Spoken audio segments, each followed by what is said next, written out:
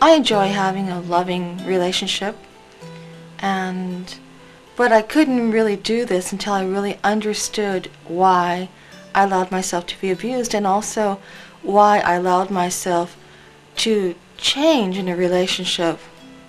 In the beginning of relationships, most of us are so lost in the wonderment of love and intimate relationships that after this cooling period happens, we're left with a real person, and if we do marry this person and we don't really know them, our situations can change drastically from the lost of wonderment into the cold reality that you're in a relationship with someone you don't know, and worst off is you don't even know who you are.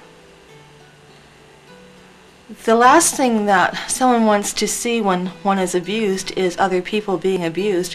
I know for me, I couldn't really stand even watching the television if I saw someone being beat up.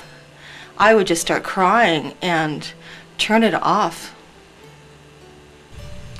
And also, if you have a positive attitude and everyone around you is saying, oh, kill the SOB, or you go to a group that is so hateful and their poison is so intense, I don't think that in some situations one can objectively look at oneself. I know this happened to me many, many years ago.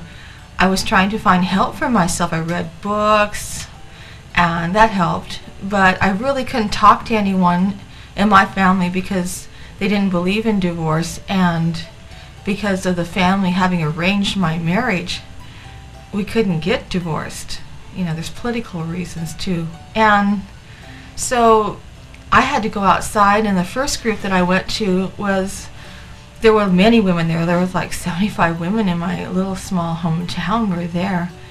And, you know, we have confidentiality, where we keep confidentiality. No one can, say, well, I saw so-and-so there. We just don't do that. But there was, the presentation was very, very negative. It was just film about abuse and, and cruelty to women, but it was so overly cruel. And it didn't really represent most of the women there. The hate was so great for the opposite sex that it wasn't the right place for me to be. And this one woman, I remember she was sitting there and she goes, is that really how men feel about women? And the answer is no. Not all men are abusers. And also we have to realize that men aren't the only abusers. Women can be very abusive too. And so when you are seeking help, you should probably, go to try out different groups, see what fits your mood, and then stay with them. If you do have a lot of hate towards men, it's not going to be very healing for you to continue in this path. You have to really look inside of yourself and see, why do you really hate them? Is it that you hate all men, or do you hate someone who abused you when you were younger? You have to be open to the possibility that you yourself are choosing yourself to have yourself victimized. And then there's other cases where you are really a nice person, you've never been abused, and you choose someone who is an abuser, and then you become victimized by this, and this happens a lot too. How do you get through abuse? You get through abuse by recognizing the symptoms of abuse. Abuse is anything that is done to you that demeans your self-worth or your integrity, name-calling, hitting, threatening, life-threatening situations, threatening to divorce, threatening to commit suicide. Most relationships behind closed doors have name-calling behind them, have fits of anger, have threats of divorce.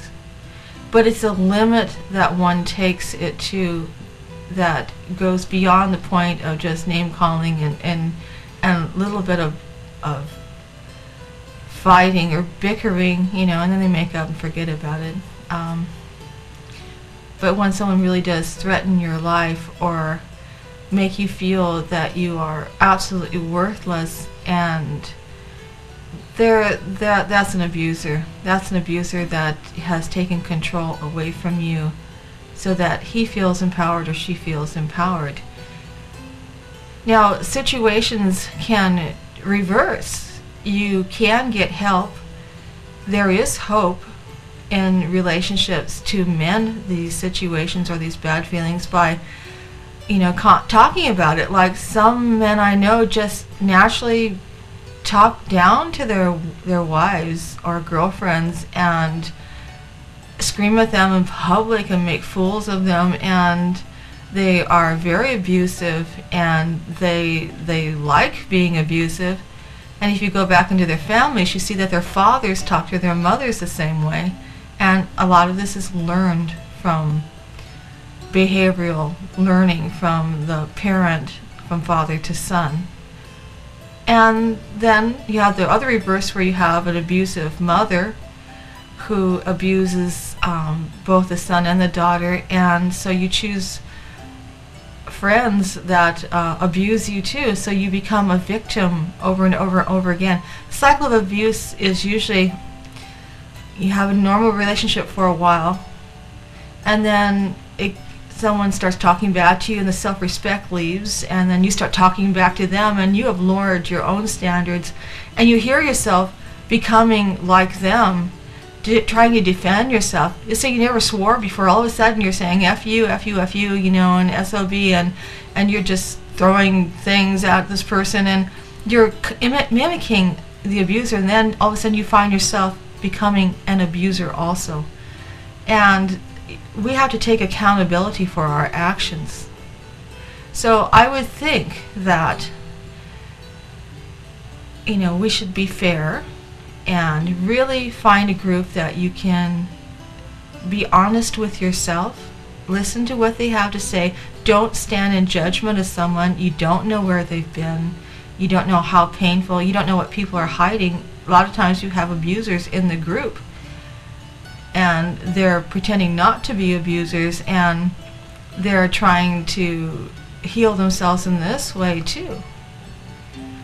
Everyone deserves the chance to grow and to change. And I know that you hear sometimes, oh, she's never going to change, or he's never going to change, he's always going to be like this, she's always going to be like this. But that's not true. People can change when they recognize that they are an abuser, or they recognize that they are being abused.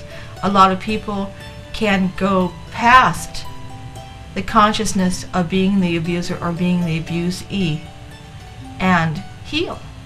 And I think that everyone in these groups, really all they want to do is heal, and they want to be loved.